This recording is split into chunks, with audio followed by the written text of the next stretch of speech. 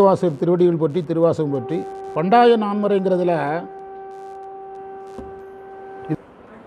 அடுத்தது பண்டாய நான்மறையில் அனுபவத்துக்கு ஐயமின்மைங்கிற அதிகாரம் நடத்தி முடித்தாச்சு. ஆனால் ரெண்டாவது மந்திரத்தை நம்ம ரெண்டாவது பதிஞ்சு தார நீங்கள் அதை போடாதீங்கன்னு சொன்னேன். ரெண்டாவது மந்திரத்தை பதிஞ்சிருந்தோம், அதை இன்னும் கொஞ்சம் நல்லா பார்க்கணும்னு சொல்லிட்டேன். அதனுடைய உரை எழுதுங்க. உயிரை பற்றி உள்ள 3 மலங்கள் நீங்க இறைவன் குதிரையில் வந்தான். அவன் அருட்கொடையாளன்.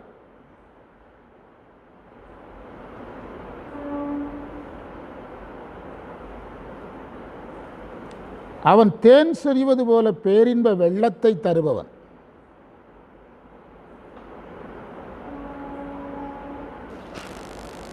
அந்த இறைவனை, அந்த திருப்பெருந்துறை இறைவனை நீங்கள் போற்றுங்கள். பிறவி காட்டினுடைய மூலம் கெட்டு ஒழியும். பிறவி காட்டினுடைய மூலம் கெட்டொழியும். குறிப்புரை மும்மலம் ஆணவம் கன்மம் மாயை.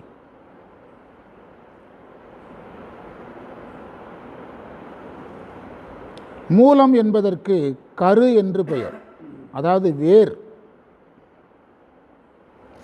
என்று பெயர். மந்திரத்தை பார்க்கலாம். உயிரை பற்றிய மும்மலங்கள் நீங்க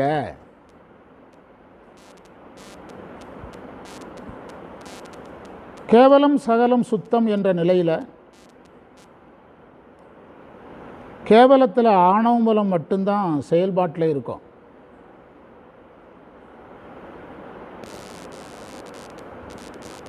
அதனால தான் அதுக்கு பேர் மூலமலம். மலம்னாலே சைவ சித்தாந்தத்தில் ஆணவ மலம் தான். மூலமலம்னு அதுக்கு பேர். அந்த மலத்தை நீக்கிறதுக்காக இறைவன் சேர்த்த மலம் மாயையும் கன்மமும் இடையில் வந்து சேர்ந்தது. ஆகந்துக மலம்னு ஒரு கலைச்சொல் இருக்கு. ஆகந்துக மலம் இடையில் வந்து சேர்ந்தது. இந்த 3 மலங்களும் நீங்குவதற்காக இறைவன் குதிரையில் வந்தாராம். அப்போ இறைவன் குதிரையில் வரும்போது யாராக வந்தார்? குருவாக வந்தார். சமீபத்தில் ஒரு பாடப்பதிவு நமக்கு கிடைச்சிது. ஒரு உரையில் இறைவன் எப்படி வந்தாலும் நாயன்மார்களுக்கு வந்த எல்லாமே குரு தான் அப்படின்னு ஒரு நோட்ஸ் வந்திருக்குது. சிவஞான முனிவர் உரையில் வந்திருக்குது. நம்ம இதுக்கு பிழை திருத்தும் போது வந்துச்சு. சிவஞான முனிவருடைய உரையில் பிழை திருத்தத்தில் ஒரு நோட்ஸ் கொடுத்துருக்கிறாரு.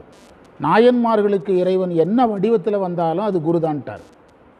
நம்ம ரொம்ப நாளாக நமக்கு ஆதாரம் கிடைக்காம எதுக்கெடுத்தாலும் குரு, மதுரைக்கு வந்தார் குரு, குதிரையில் வந்தார் குரு, இப்படி எத்தனை நாளைக்கு எத்தனை பேர் தான் சொல்லிட்டு இருக்கிறீங்க அப்படின்னு நம்ம மக்கள் கேட்குற அளவுக்கு சொன்னோம். ஆனால் அதுக்கு பிரமாணம் யார் கொடுக்குறா? முனிவர் கொடுக்குறார். அதாவது இன்னைக்கு புதுசாக ஒரு சைவர்கள் கண்டுபிடிச்சிருக்கிறேன். அதாவது அச்சமூட்டிகள், புதுசாக ஒரு சிவனடியார்கள், அவங்களுக்கு என்ன பேர்? அச்சமூட்டிகள். கோல் மூட்டி மாதிரி யார்?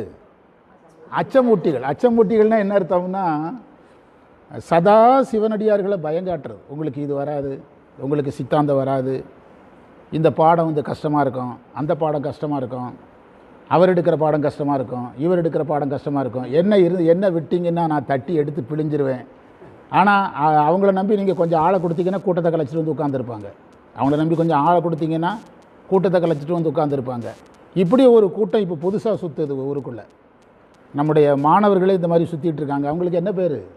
கோல் மூட்டிகள் மாதிரி அச்சமூட்டிகள். அதாவது இப்போ நீங்கள் நடத்துகிறீங்கன்னா உங்களை பயங்காட்டுறது. நீங்கள் கோயிலில் அவங்கள எல்லாம் வியாழக்கிழமை வச்சு நீங்கள் அவங்கள கையாளுறீங்க. டீ காப்பியெல்லாம் போட்டு கொடுக்குறது அத்தனை வேஸ்ட்டு. அவங்க பாடத்தை நீங்கள் கேட்குறது ஒன்று தான், கேட்காம இருக்கிறது ஒன்று தான். இப்படி அதாவது தனக்கு ஒன்று கிடைக்கலன்னா, மனித எண்ணத்தில் கொஞ்சம் பேர் இருக்காங்கங்க, தனக்கு கிடைக்கலன்னா யாருக்குமே கிடைக்கக்கூடாது, கிடைக்கிறவனுக்கு திரும்ப கிடைக்கக்கூடாது. ஆமாம். இப்படி ஒரு கூட்டம் இப்போ புதுசாக நான் சைவமர்கள் மத்தியில் பல ஊரில் பார்க்குறேன். ஒரு ஊரில் இல்லை, பல ஊரில் பார்த்து புதுசாக ஒரு பேரை வச்சு விட்ருக்குறேன். ஆமாம், அச்சமூட்டிகள். கோல் மூட்டிகள் மாதிரி அச்சமூட்டிகள். இதை எதற்காக சொல்கிறோம்னா, இப்போ நீங்கள் வந்து இப்போ ஒரு அமைப்பு நடத்துறீங்கன்னா இப்படி எத்தனை நாளைக்கு தான் நடத்துவீங்க? இப்படியே நீங்கள் சாப்பாடு போட்டுக்கிட்டா இருந்தால் என்ன தான் ஆகுறது? காசுக்கு என்ன பண்ண போகிறீங்க? சேர் வாடகை எப்படி கொடுப்பீங்க? இப்படியே யாரை பயங்காட்டுறது? இப்படி கொஞ்சம் பேர் கிளம்பியிருக்கிறாங்க. அவனுக்கு முடியலைன்னா எவனும் செய்யக்கூடாது. அவனுக்கு கிடைக்கிற எதுவும் யாருக்கு கிடையாது. அவனுக்கு கிடைக்கிற இது அவனுக்கும் கிடைக்கக்கூடாது. எனக்கு கிடைக்காதுங்கிறது எனக்கே தெரியும். நான் இதெல்லாம் சொல்கிற விஷயங்களெல்லாம் உண்மையே சொல்லிகிட்டு இருக்கிறேன். ஆமாம், உண்மைதான். அது என்ன பயன்பட போகிறதில்ல. நீங்கள் அது நிறையா இருக்குது. இறைவன் எனக்கு நிறையா கற்றுத்தர்றாரு, நிறையா இருக்குது. நீங்கள் இப்போ நம்முடைய நிலை மாறும்போது சூழலும் மாறும். நம்மை நாமே என்ன செய்ய தயாராக இருக்கணும். எதுக்கு தயாராக இருக்கணும்? மாற்ற தயாராக இருக்கணும். நான் ஒரு உதாரணம் சொன்னேன் தேவார வகுப்பில். சார், ஒரு ஆக்டிங் டிரைவர் இருக்கிறாரு. அவருக்கு நிறைய ஆக்டிங் வர்றதை நீங்கள் விரும்ப மாட்டீங்க. அப்போ தான் உங்களுக்கு ஆக்டிங் டிரைவராக இருப்பார். அதே இது இப்போ ஜெய்சிங் வளர்ந்தான்னா நம்ம சொல்கிறத என்ன செய்ய மாட்டான்? கேட்க மாட்டான். நம்ம நினச்ச நேரம் அவனை வந்து நம்ம கூப்பிட்டு விட முடியாது, நம்ம வேலை வாங்க முடியாது. அப்போ அவனை எதில் வை? கீழே வச்சுக்க. இப்படி நிறையா இருக்குது. மெதுவாக நீங்கள் கொஞ்சம் கொஞ்சமாக படிப்பீங்க. நான் ஒரு செய்தியில் உறுதியாயிட்டேன். அதாவது நம்ம பாடத்துக்காக வாழ்கிறவங்க வந்து நம்ம 4 பேர் 5 பேர் அங்கங்கே உறுதியாக என்ன செய்கிறோம்? எப்போனாலும் படிச்சுக்கிட்டே இருப்போம். அவ்வளோதான். என்ன சொல்கிறீங்க? உடம்பை வளர்த்து அதில் உறுதியாக இருப்போம். அதில் நான் ரொம்ப தெளிவாக இருக்கேன்.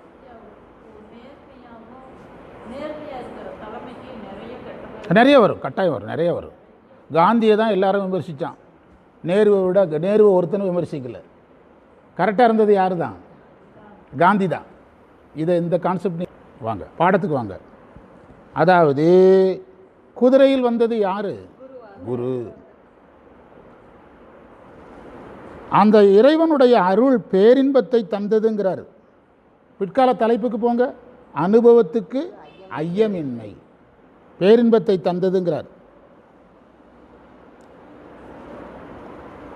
அவன் வீட்டிருக்கின்ற திருப்பெருந்துறை நமக்கு என்ன பீடம்னே சொல்லி பழக்கிட்டு இருக்கிறோம். குருபீடம். போற்றுங்கள். அவன் வீட்டிருக்கின்ற திருப்பெருந்துறையை போற்றுங்கள். போற்றினால் பிறவி காட்டின் மூலமும் கெட்டொழியும். மூலம்ங்கிறது ஆணவ மலத்தை தான் நம்ம எடுக்கணும். அதுக்கு பேரே மூல மலம்தான். மலங்களினுடைய வேறு ஆணவம் தானுங்க. மாயை கண்மை எதற்கு வந்தது? அதை நீக்கிறதுக்காக வந்தது தான். இடையில் வந்தது ஆகந்துக மலம், இடையில் வந்து சேர்க்கப்பட்டது. அது வந்து மூலமலம், எல்லா துன்பங்களுக்கும் மூலம். அதனால் மூலமலம் பாரா ஆனந்தராசன் ஐயா. அதனால் அப்போ ஆணவ மலத்தையே நீக்கக்கூடியதாக இருக்கும். இப்போ நமக்கு ஒரு கேள்வி வரும், திருப்பெருந்துறையை போற்றிட்டாலே மூலமலம் போயிருமா? சரிதானுங்களா? மூலமலம் போயிருமா என்று கேட்டால் அதை நாம் எப்படி புரிந்து கொள்ளணும்னா, அதாவது எப்படி புரிந்து கொள்ளணும்னா, வெறுமனே சரியையில் நின்று போற்றுதல் அல்ல, ஞானத்தில் நின்று போற்றுதல். ஞானத்தில் நின்று போற்றுதல். இப்போ அந்த மந்திரப்படியே பாருங்கள். அந்த மந்திரப்படியே பாருங்களேன். போற்றுறவருக்கு உள்ள மலம் 3. மலம் எத்தனை இருக்குன்னு தெரிஞ்சிருக்கணும். அப்போ அவனுக்கு சைவ சித்தாந்தத்தினுடைய ஆராய்ச்சி அறிவு அவனுக்கு என்ன சேர்க்கணும்? உபாய ஞானம் இருக்கிறவனுக்கு தானே 3 மலம்னா என்னதுன்னு தெரியும். உரு பெருகுந்தேன் வெள்ளம் தரும் பரியின் மேல் வந்த, குதிரையில் வந்தார்னா அப்போ புராண வரலாறு இருக்கணும். இறைவன் குதிரையில் மதுரைக்கு வந்த வரலாறு தெரியணுமில்ல. இப்படியே யோசிச்சிங்கன்னா இந்த பிறவிக்கு காரணமாக இருக்கிற வேறு கெடும் என்பதுக்கு நம்ம எப்படி பொருள் எடுக்கணும்னா, அந்த சரியை கிரியை யோகம் ஞானம் முழுவதும் அறிந்தவர்களுக்குன்னு பொருள் எடுக்கணும். ஏன்னா மாணிக்கவாசகர் தன்னுடைய நூலை முடிக்க போகிறாரு. இங்கே போய் நீங்கள் வந்து சாதாரண சரியை பண்ணவர்களுக்கு கிடைக்குங்கிற இடத்துல கொண்டு நிறுத்தினீங்கன்னா நூலே தன்னுடைய பொருளை என்ன செஞ்சிடும்? இழந்துடும். ஆமாம், நிறைவு பகுதி நூல் என்ன 2 பதிகம் தான் இருக்குது. 2-3 பதிகம் தான் இருக்குது. இது எத்தனாவது பதிகம்? இன்னும் 3 பதிகம் தான் இருக்குது. அங்கே கொண்டு போய் சரியையில் இறைவனை புகழ்ந்தா ஆணவ மூலம் போயிரும்னு சொன்னீங்கன்னா எல்லா ஃபிலாசபியும் என்ன செஞ்சிடும்? அடிபட்டு போயிடும். இதை வச்சு தான் நீங்கள் அதுக்குள்ளே என்ட்ரி கொடுக்கணும். ஆகாது எல்லாம் அங்கே வரும். எதெல்லாம் ஆன்மா விடணுமோ அதெல்லாம் அங்கே வரும். அதனால் பிறவிக்கு காரணமான ஆணவமலம் கெடும். ஆணவமலம் கெடும்னா நம்ம எப்படி புரிஞ்சுக்கிடணும்னா, இருவினை ஒப்பு வரும், மலபரி பாகம் வரும், சத்திரி பாதம் வரும், சரியை கிரியை யோகம் ஞானம் எல்லாம் வரும் அப்படின்னு நம்ம அதை புரிஞ்சுக்கணும். இதெல்லாம் தெரிஞ்சு தான் திருமுறை படிக்கணுமானா தெரிஞ்சுக்கிட்டால் நம்ம உயிர் வந்து அந்த ஸ்டாண்டர்ட்லேயே நின்றுக்கிட்டே இருக்கும். நீங்கள் டெய்லி முறுக்கு செஞ்சீங்கன்னா முறுக்கு செய்கிறதுங்கிறது உங்களுக்கு பெரிய விஷயமா தெரியாது. தீபாவளி அன்னைக்கு செய்கிறதுனால தான் எவனும் சாப்பிட முடியல அந்த முறுக்கை. ஆமாம், அது ஜேசிபி வாடகைக்கு எடுக்க வேண்டியிருக்குது நீங்கள் செய்கிற முறுக்கை உடைக்கிறதுக்கு. ஆமாம், இதே தான் சித்தாந்தத்துலேயும் திருமுறையில். நீங்கள் டெய்லி திருமுறையும் சித்தாந்தையும் சொல்லிக்கிட்டே இருக்கணும்னு ஏன் சொல்கிறோம்? நீங்கள் இருக்க தயாருன்னா இருங்கங்க, யார் வேண்டான்னா. ஆனால் நீங்கள் இருந்தீங்கன்னா லைவில் அப்படியே இருக்கலாம், இயல்பாக உங்கள் பாட்டுக்கு இருக்கலாம். நீங்கள் அதுக்காக புதுசாக எழுத வேண்டியதில்லை, புதுசாக யோசிக்க வேண்டியதில்லை. இன்றைக்கி எனக்கு இடையில கொஞ்சம் நேரம் இருந்தது. டாக்டர் அம்மா வந்து நீங்கள் அடுத்த மந்திரத்தையும் தொடங்கி விட்டுருங்களா அப்படின்னாங்க. அதை சாதாரணமாக 20 நிமிஷம் நல்லா அழகாக கையாண்டேன்.